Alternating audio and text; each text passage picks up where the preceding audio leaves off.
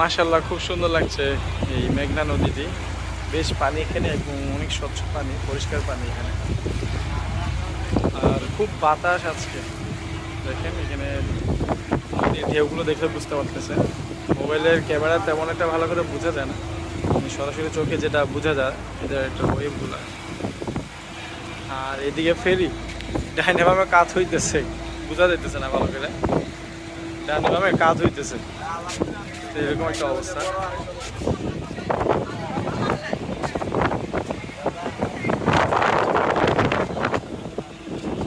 তো একবার শেষ পর্যায়ে কোনো রকম ফেরিটা পাইছি, তো বেশ ভালোই লাগে এই মেঘনা নদীতে।